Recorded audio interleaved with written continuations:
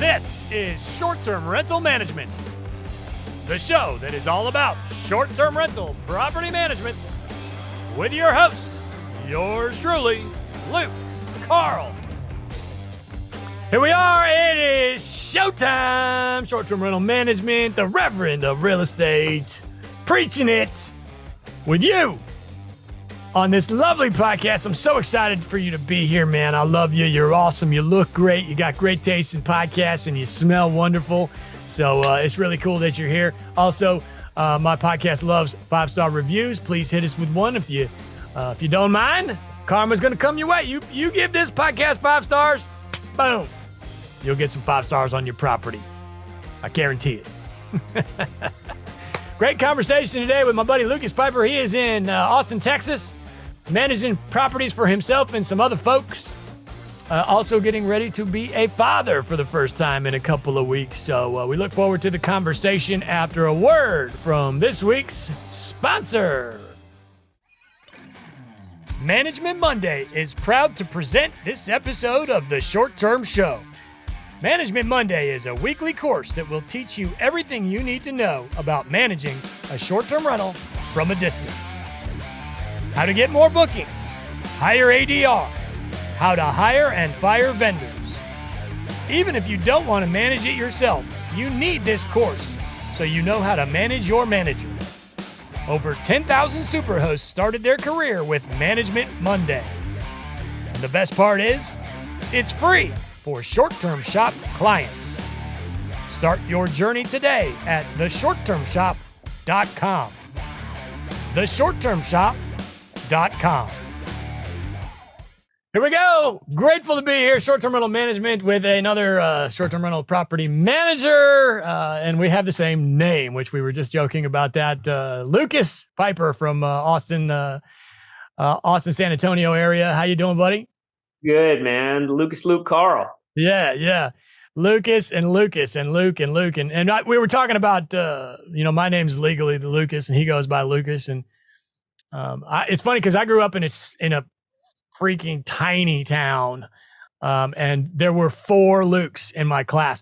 I graduated high school with like 58 people. And it was from 3 different towns. The school was kind of out in the middle of the cornfield, really. And still there, I just drove by about a month and a half ago visiting the family. And, but yeah, it was crazy how many Lukes there were. And I was brought up the Star Wars thing because I was born like 1 year after Star Wars came out. And I think maybe that's why. Just like right after everyone. Yeah, it just became super popular, I guess. But there was 2 Luke. There was a Lucas and 3 Lukes in my class. But unbelievable. It's crazy. I don't think I had any in my entire school. Yeah, for middle school, grade school, middle school, high school. I think zero Lukes or Lucases. So, but it's really not now it's like one of the most popular names. You know? And Luca too. So Luca's like moving up the charts. Lucas is up there. So. Yeah, there was a period of time. Trendsetters, buddy. Trendsetters. Yeah, exactly. There was a period of time where I didn't meet any other Lukes for like a couple of decades, Yeah. But the prior to that and now, it is anyway, 2 Lukes, one podcast. You can't beat it. So a little bit about yourself, man. I think you're primarily in Austin, but you're doing management in all sorts of different markets. So tell us about yourself. Yeah, thanks, man. So I started 5-star vacation home rentals just a couple of years ago after kind of managing just a few of my own for a while. And we're mostly in Austin, which we'll get to a little bit later. Some crazy legislation stuff just happened here. And we're in San Antonio. We have about 4 there. And then we're kind of in the hill country here in Austin. So right outside of it, right west of it. And that was due to kind of regulation stuff. That was one of the places we could kind of more easily expand. And then, a lot in kind of Austin proper, downtown luxury properties, the old bachelorette get up. So we have about 25 in the portfolio, mostly luxury. So that's where we're at right now. Okay, cool. How many do you own? we own four. Okay.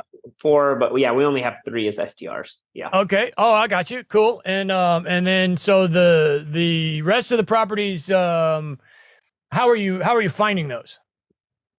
Yeah, so it kind of started with arbitrage. So I was kind of on that arbitrage train so probably 4 years ago, when arbitrage was kind of just kicking up and getting some steam, and that was awesome, man. I was walking into houses that were fully furnished, so like $0 in, or maybe $1,500 to make some changes, change some stuff around, and then just like crazy cash flow. Obviously rates were super high. Competition was lower. And then when you come in with $0 in, it's like, when you're looking on cash, you're like, I'm getting 1,800% cash on cash here. It's pretty good. So that was kind of how things kicked off. And my goal was just, I had a good job. So, I mean, it was just to get like 3 to 5 properties, get an extra $5,000 per month in income. But that was really it, is like, passive income. I kept calling it, it's not passive at all, but it was extra income, and it was awesome. And so that's kind of where things started. I don't really take on any more arbitrage properties, is that's pretty saturated, unless I still find some that are fully furnished. So I took one on, I think like 3 months ago, that was fully furnished, doing well. But mostly, I've started a Facebook group here in Austin. I lead most of the STR meetups here. So I've just become really active in the community. I'm, a part of Go Abundance, which is a huge networking group, which I think you're in or used to be in. So kind of just through all that stuff has kind of just funneled to me. We get about 8 to 10 requests for property management a month.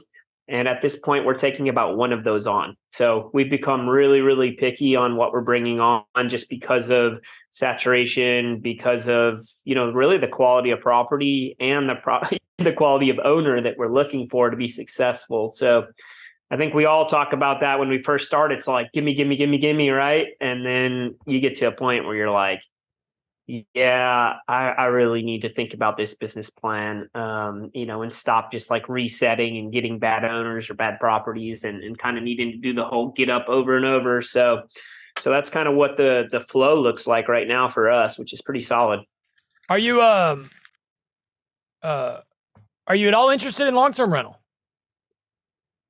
So I think at some point, I mean, I'd really like to diversify a bit. My family's in Wisconsin, and you can find still some LTRs there. My brother's in kind of like northern Wisconsin. You can still bring down a house for 40 or 50K, put 15 or 20 into it, and then rent it out for 1,200. So I like that. Like, I might get like a few smaller multifamily up there, but it's. But as far as the management company is concerned, what about management long terms? No, I haven't thought about it a lot, Luke. It's a good question, because I just was talking to a buddy that's kind of starting to take those on. So what's your perspective on it? Well, my perspective is there is a huge need for folks like yourself in 2023. Most mom and pop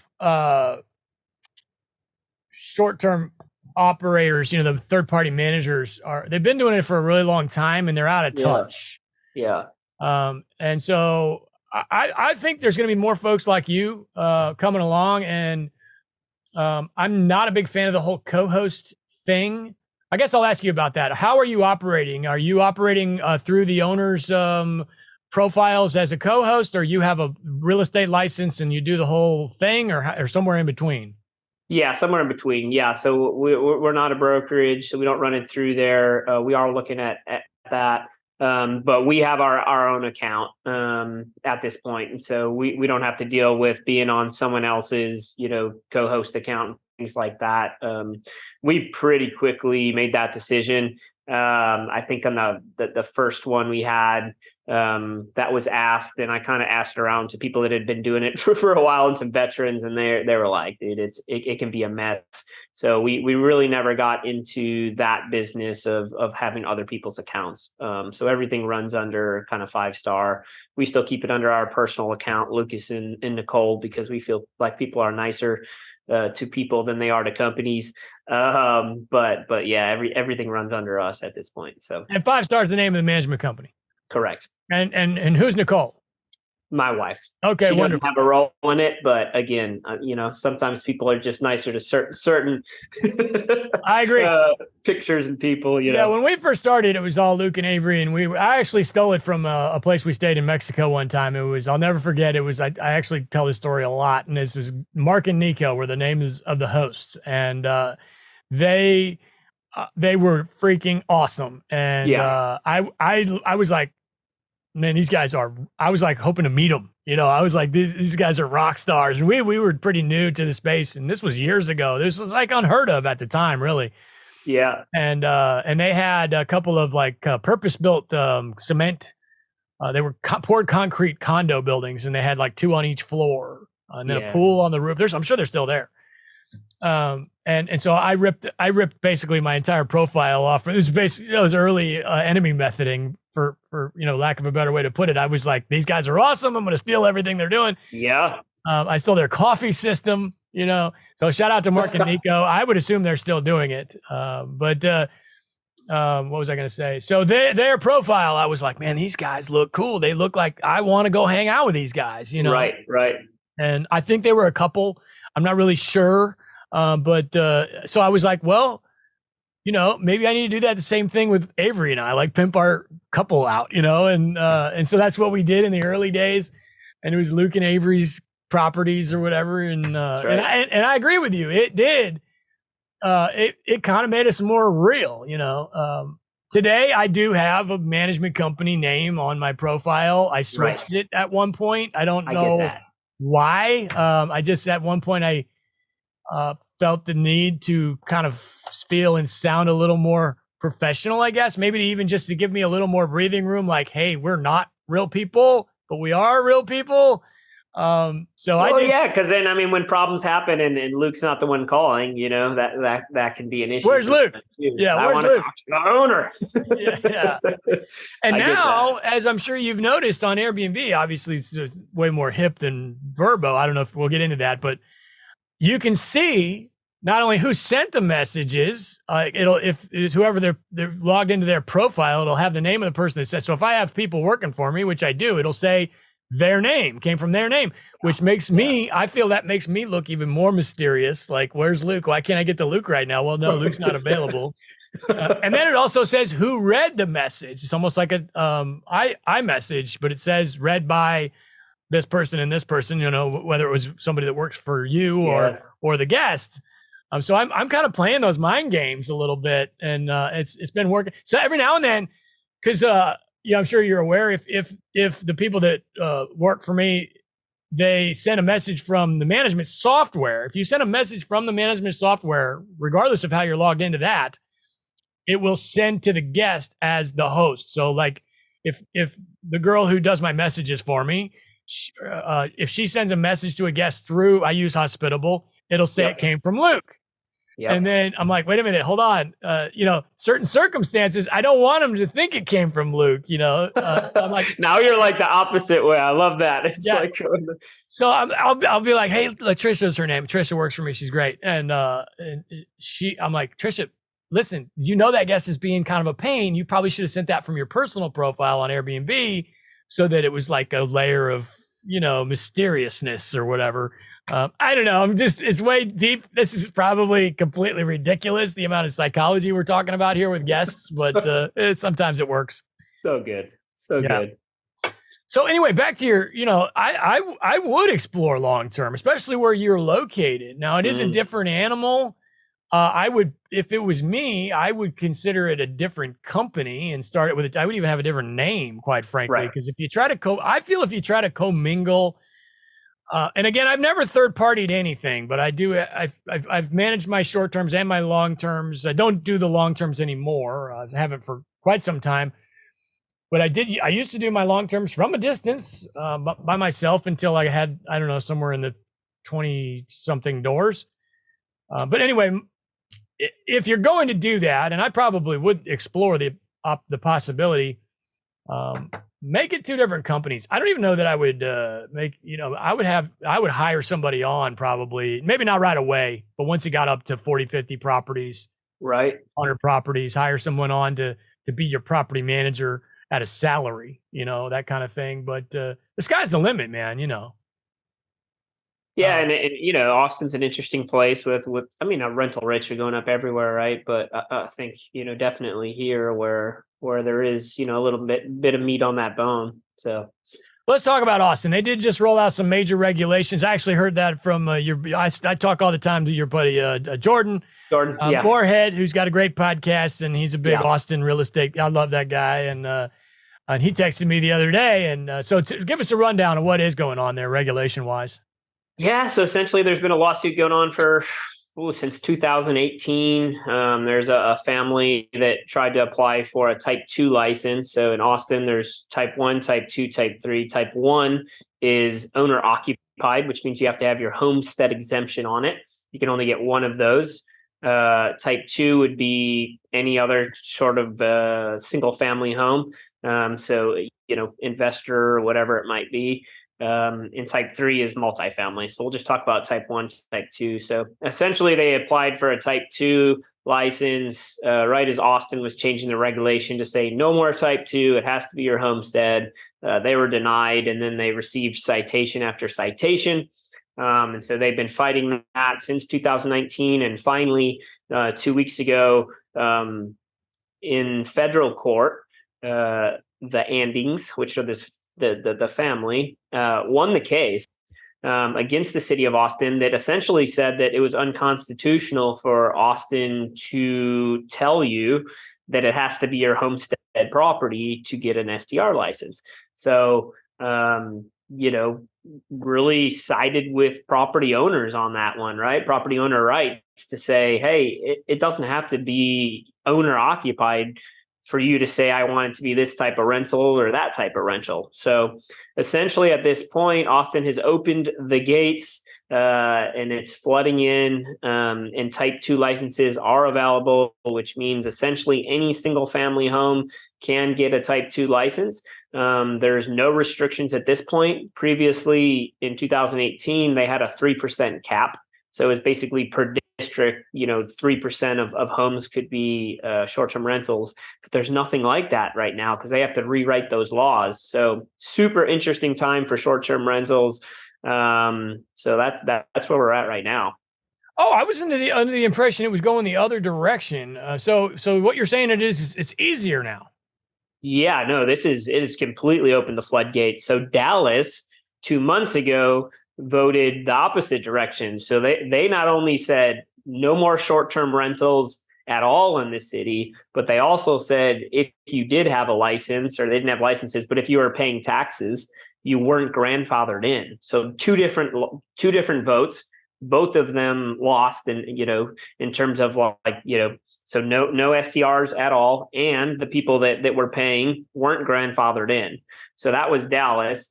And then this followed that case, just again, about 2 months after. This was 2 weeks ago in Austin. So two completely different things happening in Texas. And then now, of course, in Dallas, there's, a similar lawsuit happening, and they'll be able to use this case as precedent. So I'm sure things will change there, especially for those people that were paying taxes. They'll get those licenses back. But yeah, that's where we're at right now. Wow. So Austin is becoming super short-term friendly. So it almost sounds like a Scottsdale, Phoenix kind of vibe, where I don't know how familiar you are with that area, but they are very, very short-term friendly to the point where they have like YouTube videos and like a dedicated website showing you exactly what you need to do. Like how to apply for the license. Yeah, and YouTube. Okay. They've got videos on it. It's crazy. You just never would think that a city would be that hip, but they do. Yeah. And it sounds like maybe Austin's going that direction. So what does that mean for your owners? Like let's say you got a regular Joe that maybe moves away or wants to buy a house that gets into short-term specifically. Is it too early to tell, or do you have any idea what it's like to get this new permit? No, we've already gotten 3 of our owners the new permit. So, we had a couple of owners that had type 1, so owner occupied, but they were thinking about moving, or they had already moved. But in Texas, you have 2 years to decide if that's going to be your homestead property. So they immediately sent the city, an email that said, hey, we want to change this type 1 to type 2. And, city switched it over. And so my recommendation has been to all my owners, hop on it, get the license while you can, because my thought is that there'll be some sort of restriction in play. And my hope that there's some sort of restriction, honestly. I'm pro, in urban cities, right? And I know you've talked a lot about this, but like, I'm okay with restriction because, I believe in affordability of housing. I believe in, people in the city being able to live closer to their downtown. And the reality is, if in a 3-mile kind of radius of downtown Austin, if you just open the floodgates to STRs, there's not going to be a lot of homeowners or people that live here that are going to be able to afford that or buy those. So I think that some sort of restriction will come, some sort of cap at least, similar to, San Antonio, where it's, 15% or 13% of every city block, something like that, or the 3% rule that they talked about. So I'm encouraging all our owners to get in there and then, with the hopes of, if there is a change, then of course we'd be grandfathered in and kind of have that license for as long as we needed it. This episode is brought to you by the premier short-term rental Facebook group, Short-Term Rental Long-Term Wealth. We have nearly 50,000 members. This is the biggest independently owned and operated STR Facebook group, and it has been curated by yours truly, Cashflow Carl. Join us on Facebook. Search the groups for Short-Term Rental Long-Term Wealth. That's Short-Term Rental Long-Term Wealth on Facebook. Okay, cool, man. I mean, that's rather surprising, and I do think there will be some regulations to come there.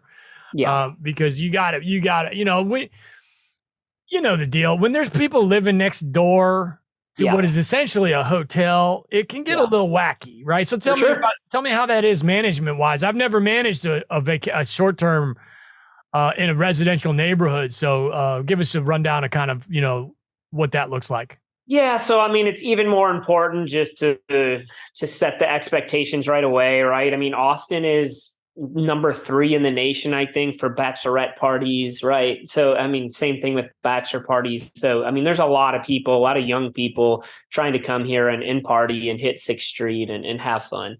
Great. But, we have to let them know, especially with a lot of our pool properties, that 10 p.m. is our cap from outside. You can't be outside after that. We of course have noise where we of course have cameras. And so, it's not the easiest thing in the world, but I think when we set those expectations up front, and continually monitor that with our 24/7 hour support that we have in the Philippines, that gets a little bit easier. But that's kind of what that looks like. We've definitely had we have had neighbors that don't like us very much. That's for sure. But How do you handle that? I would just walk right up and say, "Here's my phone number, dude. Call me." That's what I try to do, Luke. Yeah. I mean, I try to just let them know, like, I'm on your team and it's going to help me if you're on my team, because, if there is a party starting, we're going to try to find that, but you might see it before me. So I'd love a text. I'd love to know if they're being loud, because that's outside of our policy. So, I mean, we try to kind of form with them and let them know, we're legal. We have a license, in a nice way, saying essentially there's nothing you can do here. So let's make it work. You know what I mean? Let's make everyone happy here and make sure that, like, if you don't want people to park in this spot, I'll put that in the directions. I can't promise every person's going to follow that, but I can say, hey, use these 4 spots first, park in front of our house. So we really try to do everything to make those neighbors happy. We don't have to, but, like, for me in general, it's like, I think the more people that are happy with Airbnb or short-term rentals, the longevity will be there for the industry. And so I really try to do, our part in that, and keeping them happy. It doesn't always happen, but we really do our best to give them the number, let them know we're on their team. Yeah, you mentioned noise aware. That's one that I don't use. Explain that system to me. Yeah, it's awesome, man. So, I mean, essentially, there's an indoor, you can have as many units as you want. We usually do one indoor unit in like the main space where they'd be hanging out, and then one in the outdoor, kind of the outdoor space. And really, you set it for how many decibels you want it to show up as. So you kind of know that, it's pretty easy to figure out. They'll have a recommendation for you that says, typically if people are partying and have loud music, here's where you set it. And so as soon as that gets past that limit, it sends us a notification that says, hey, the noise is this high in this property. And so we're able to right away, and there's things you can do with it where AI will automatically send them a text or a message through Hospitable that'll say, hey, noise is too loud, please turn it down. Cool, that's your first warning. And then we can reach out via text if we're not getting a response. Hey, we've had neighbors kind of complain. I know it's only 8 p.m. and it's before quiet hours, but like it's really too loud over there. And so it's just going to continue to send us notifications if that noise continues. So just a cool way to monitor if things are getting out of control there or not. Does it have any failures? Can I unplug? Can a guest unplug it? Anything like that? A guest could unplug it. A guest could unplug it. They would have to find it. What does it look like? Yeah, so it just looks like this little white. I don't know, like a smart hub, like one of the like a deadbolt egg kind of thing that you plug into. Exactly, just like a deadbolt egg. So they would have to unscrew. For most of them, we haven't screwed in there, so they'd have to kind of unscrew that screw to be able to pull it out. So we haven't had anyone do that. We try to put it in areas where it's not like completely seen either, and then outside we usually have it on the ceiling of our pergola or overhang or whatever, so they can't really reach that. So that's kind of what we do for that. And that does integrate with you said you're using Hospitable. I'll have more questions about that, but it integrates. Yes, it does. Yeah, so we have OwnerRez and then Hospitable for messaging, but yes, it does integrate. And does it integrate with both, or you have it only with Hospitable? I think we just have it with, I think it integrates with both, but I think we just have it through Hospitable just because that's our messaging one. So it just makes it easier to do that. But yeah. Okay, let's talk about that. So that was a pretty common move back in the day for folks to use OwnerRez for all the capabilities and the financials and the, I mean, quite frankly, it's got every bell and whistle on the planet. Yeah. But a lot of folks were using Hospitable for the messaging because really, Hospitable was originally designed to be better at sending messages to guests. That's and it was very simple, and it's still pretty simple. Yes. I actually am not hearing a whole lot of folks using both of them anymore. I don't know if that's because OwnerRez got better at messaging or what, but you still feel the need. Like, explain your management software system to me. Yeah, so when we got OwnerRez, which was about a year and a half, 2 years ago, if you had a guest through VRBO, then you couldn't do the messaging through OwnerRez. So they weren't API integrated in that sense with messaging. So we'd still have to go into the VRBO app to do those, or send emails or whatever. They did just change that, I think, about 6 months ago. So now you can do all the messaging from OwnerRez to VRBO or Airbnb guests, and of course, direct booking guests. But it's just an ugly software still. I mean, OwnerRez is still ugly. You know what I mean? Like it has everything, like you're saying, but like it's the functionality is there, but it's not pretty. It's not super user friendly. So Hospitable they're the best messaging app out there, period. And so they have some AI stuff that we use. Everything's super organized. It just works really well. And at the price point, with those two combined, like we're still well below, where we'd be if we were on Guesty or something like that. So we feel pretty comfortable with just keeping that where it is, so we can have the best of both worlds. Yeah, and I also feel if you get to a certain point, why bother changing stuff? Like you probably could get rid. You could get rid of Hospitable at this point with the Verbo direct integration now with OwnerRez, but why bother? It seems like for the minimal amount of money that you're spending, you'd have to revamp your whole system, and it's probably just not worth it. Yeah, I just hosted a panel here in Austin last week, and we had some of the bigger property managers come, and we talked about our tech stack. And that's kind of what we talked about, man, is like when things are working, it's like there's not a lot out there that's going to make you change that, right? And so I have a buddy that works for Guesty, and like, so people that have tried to pull me some other directions. I have a different mastermind group, and some of them are going to a different one. I can't even remember the name, and they're trying to get all of us to go so we can get better pricing. And I was like, guys, you're going to have to cut off my arm to make me change all this stuff. Like we're running smoothly.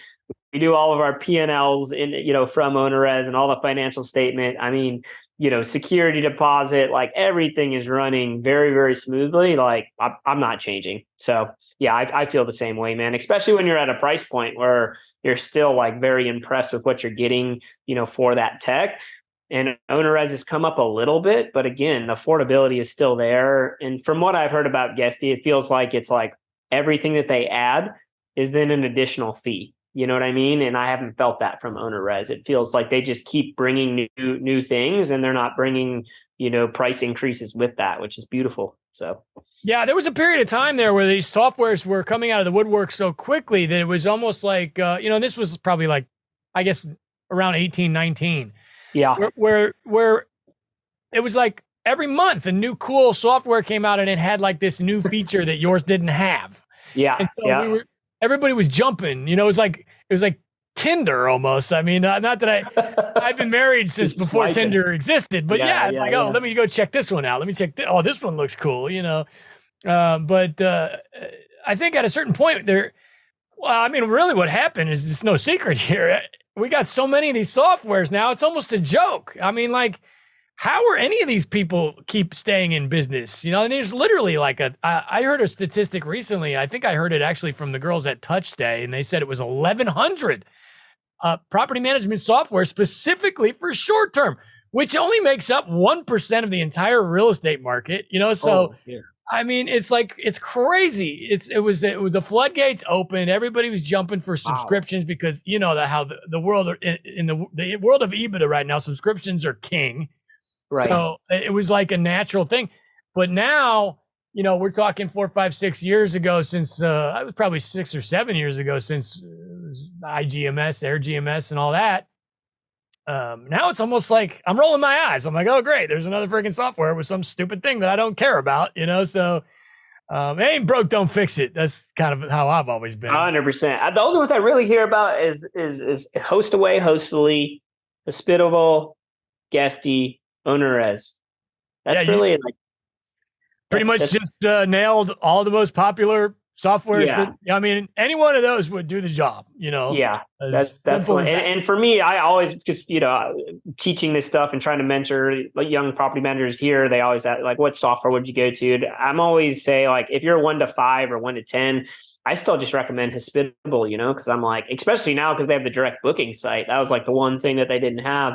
So that's where I push people that are starting is like, man, get on there. It's super easy. Like, you'll get up and running like that. Whereas something like Guesty or OwnerRez, I haven't messed with the other two. Like, I mean, it takes a bit, to get everything, and you can mess things up pretty bad. I've seen people starting and, they don't realize that their cleaning fee's not on there for 6 weeks, and they're losing, whatever, $1,000, $2,000, $5,000, $10,000 just from little tweaks that they forgot to make. So, yep, yeah, you mentioned off platform a couple of times. Let's talk about that. If you're doing it, first of all, and then if you are, well, again, back to the system there. So you said for direct booking? Yes. Yeah, so that's just through OwnerRez, which is, another perk there. So, it's not the prettiest website in the entire world, but it's nice and it's functional and it works. And, most of those bookings for us, we don't, I guess in Crystal Beach, we do market that a little bit more, but everywhere else we don't. So really the only time we're getting those bookings is through people finding, in our Airbnb or VRBO profile that we have our company listed, and they're searching that out, or, through all of our previous guests where we have that, our newsletter going out quarterly with with promo codes and things like that. So that's how we're kind of driving direct bookings. We don't get a ton. It's about, 5 to 7% of our bookings come from direct. But when it happens, it can be pretty beautiful. Like we have a couple international contacts that come back to Austin and they'll book, 4 or 5 houses at a time for a week or two. At some really nice rates. So it can definitely help, getting and knowing like these are great guests, right? Like we know how beautiful that is to have repeat guests where, you don't have to worry about anything. So yeah, that's what the direct bookings is looking like on our end right now. How do they find you to direct book? Yeah, like I said, I mean, really, it's just the only people that are really finding us are our previous guests from that newsletter that we're sending out. And then we do list our company name and our Airbnb and VRBO profile. So people are becoming a little bit more savvy with that. Of if they really want to find a direct booking, then they'll kind of search that out and find you through that kind of that back end gate. Is the goal to save up money from the management of other people's properties and buy more properties? Where are we going in 10 years? Yeah, great question. We're on a date right now, and I'm trying to decide if I want a second date is what it is. Right. No, I get that. Which would be weird if we had the same name too. And that would be difficult at Christmas time. Yes. So essentially our goal, my vision is pretty clear that we want 40 to 50 luxury properties in our portfolio that were managed for other people. And then we have about 10 to 15 luxury properties of our own. So essentially that management company, will be funding. So we don't have to self-manage our own properties and everything can run through that same system. That would bring us to, somewhere around, 800 to 1.2 million, a year. In revenue or in net income, and so that's kind of what we've set our eyes on, and it's cool because we've kind of created this beautiful network here in Austin, and we've created a great reputation, and so the inflow of these properties, especially with the license change now, is pretty easy. So again, it's just finding those right properties and the right owners that's going to be sustainable for us. So that's what we have. We don't want to get too big.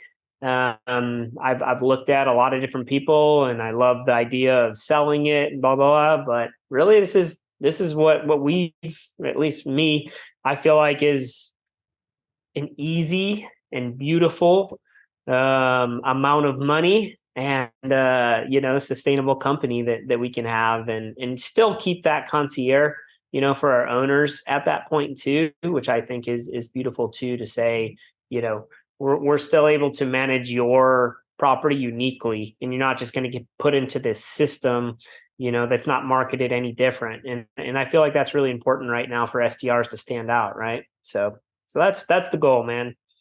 Yeah. What is your research showing for a multiple of EBITDA for selling such a thing someday? Have you done any research on that? Or yeah, I've done a ton, and it's all over the place, and things have really changed in the last year, right? So I mean, you're saying 3, 5, all over the place. I've had a couple people offer me their management companies, and so I've offered 1X. It's essentially where I would come in because we have such good flow. It doesn't make sense for me really. So I'm offering it essentially where the revenue's at. But yeah, what are you seeing right now? I mean, it's all over the board. I see. Yeah, I agree. And what are you seeing before? A year ago, was it higher then? Higher. Yeah, definitely higher. I'm not. I don't manage other people's properties, so I don't really have a vested interest in knowing such a thing. I'm just interested in it in general. But yeah, I think I talked to a guy from the UK recently, and he was at like 12 times. Whoa. And I'm like, I'm moving. Let's do this, Seriously. I haven't heard. And Even he at had the a peak, I very didn't hear 12. I think I heard eight or maybe 10 at the absolute, top and what people actually got. So that's interesting.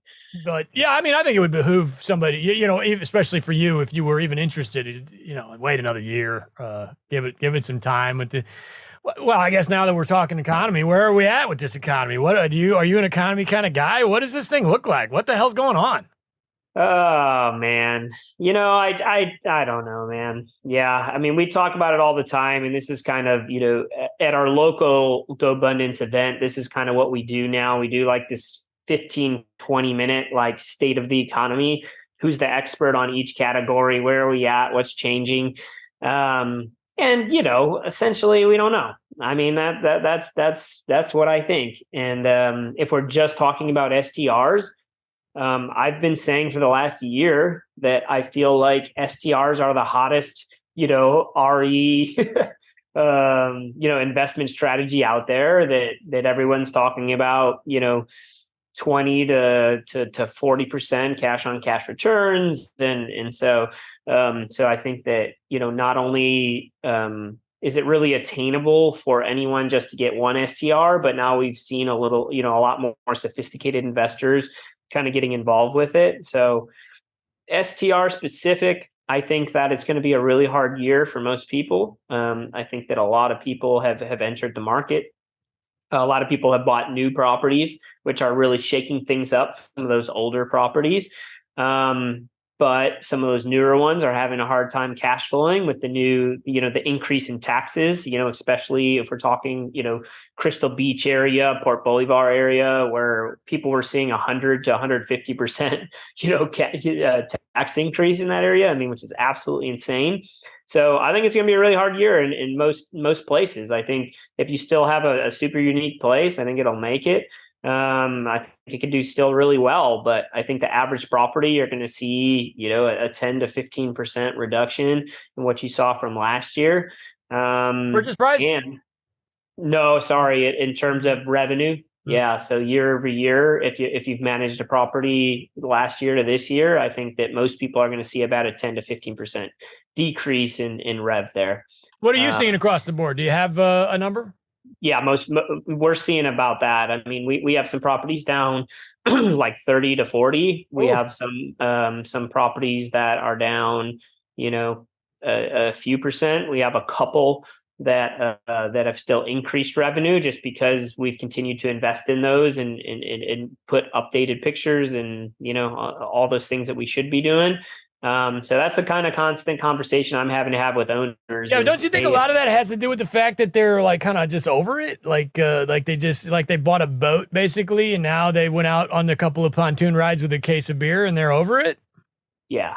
I think that's the majority of it. I really do, because I'm as of July, 2023, I was compared to 22, I was down 3.4% overall.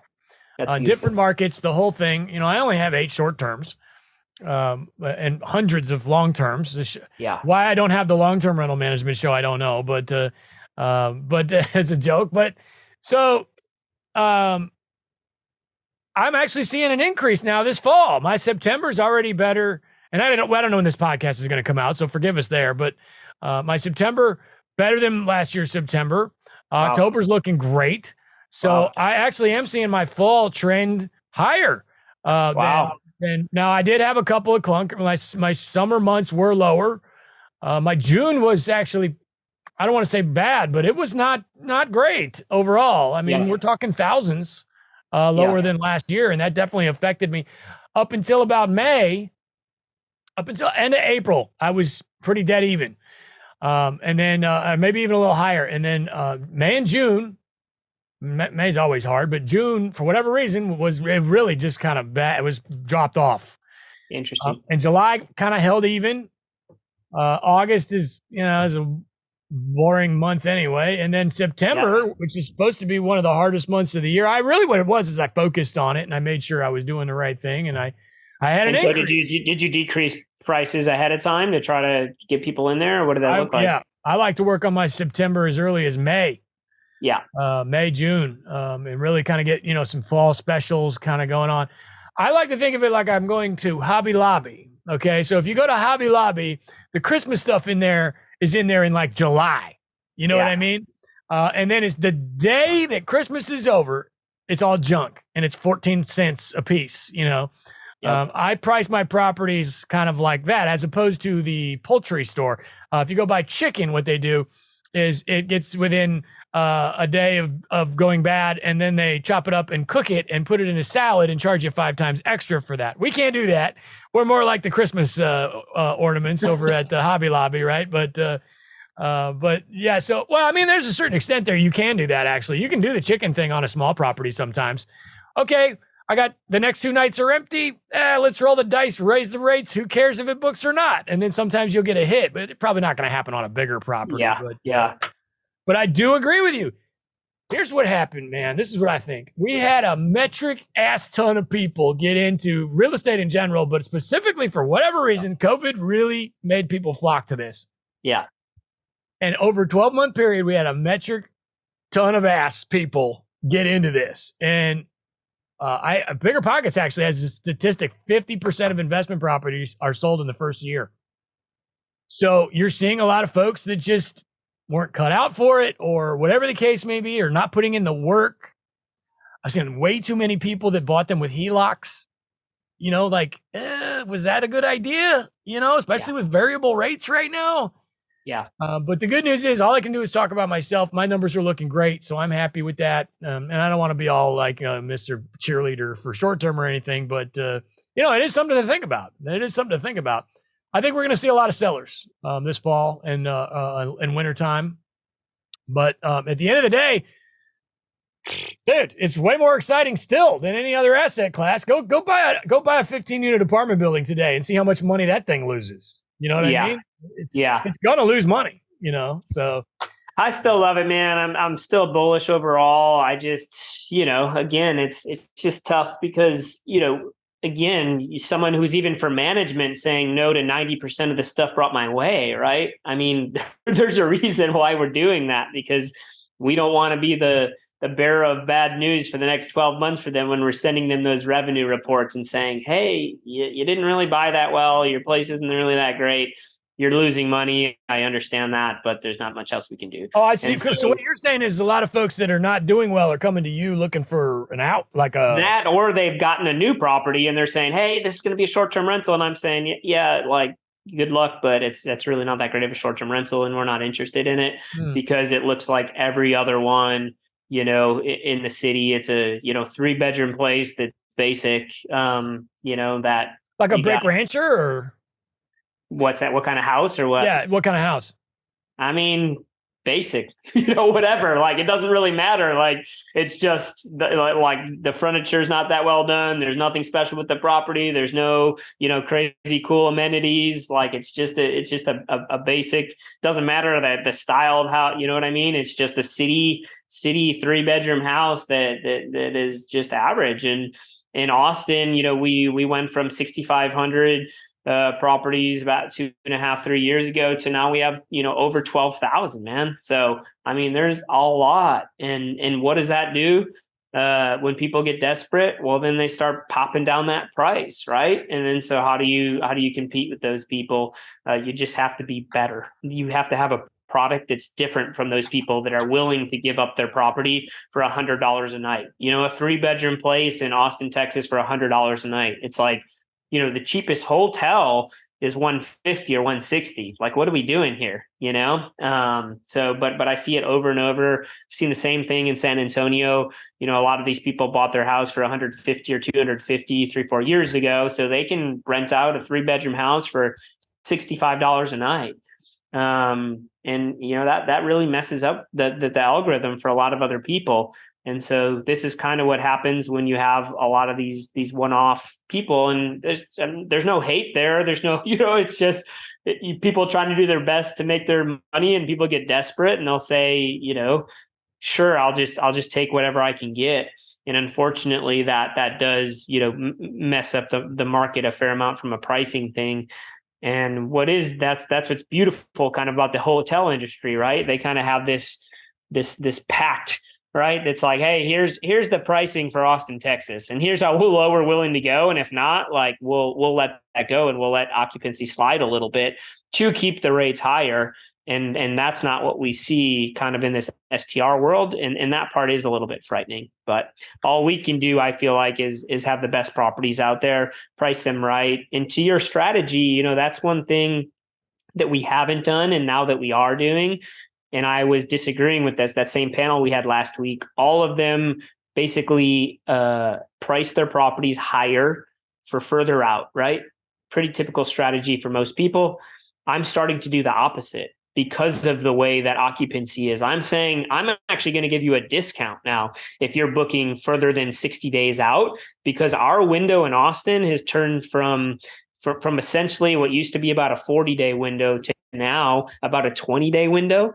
And so I want to get occupancy in there. And my pricing strategy is still in Price Labs, and we're still going to reduce it 1% every day leading up to there. So if I'm, you know, selling you my property, renting it out to you 2 weeks before, you already probably have about a 25% discount included in that. So why not give a 10% discount 3 months from now, you know, and get that occupancy in there. So that's what we're starting to do to try to fill up, you know, some of those months that one, you know, are a little bit lower here and have a little bit less tourism. But two, like we'd rather just get people booking it out and get some occupancy. And then if we want to fight and raise up those other those other weekends because we already have 2 of them booked up, then we can do that and try to get some of that revenue back. But interesting pricing strategies. I think they're changing a little bit right now due to saturation and occupancy. Well, listen, you got to, you know, this is you got to evolve. You know, this business is, in the grand scheme of things, still fairly new, right? So things are changing all the time, and if you just get in there and expect things to work the way they did 4 years ago, it's just not going to work. That's right. You have a book recommendation? Is something you've been reading lately that you like, if you're a reader of any kind, or podcast? Man, it's, you know, as we were texting, the only thing I've been reading lately is baby stuff. So, oh, that's right.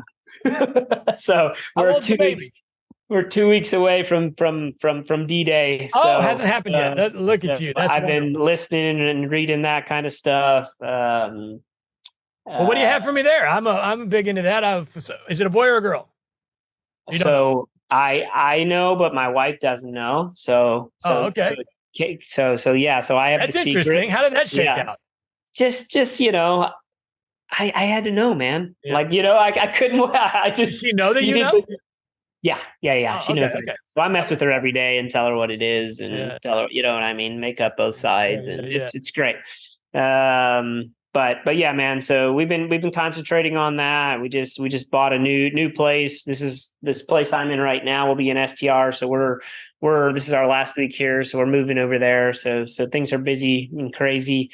But we've been going to parenting classes and birthing classes and all that stuff, man. So that's where the focus has been. I've got a couple of book suggestions. You probably may have already checked these out, but if anybody's listening wants to get into the dad game, for me, I had some good books. I still listen to parenting books. Raising Good Humans was fantastic. Yeah. For a guy like you, The Expectant Father, there's really not a lot of books on getting ready to be a dad. But that one covered it for me. What else? The Intentional Father. There's if it happens to be a girl, you can't read this one now because then you're going to give it away. But there's one called Strong Father, Strong Daughter that is. I heard that. Yeah, I had a couple of Abundance guys recommend that. Heard it was really powerful. Absolutely love that book. But there's some great dad books out there, man. And your best dad advice? Oh yeah, listen. First of all, where you're at right now, 2 weeks from delivery, you're getting so much advice from so many people. It's probably like it's annoying, you know. No, it's great. It's great.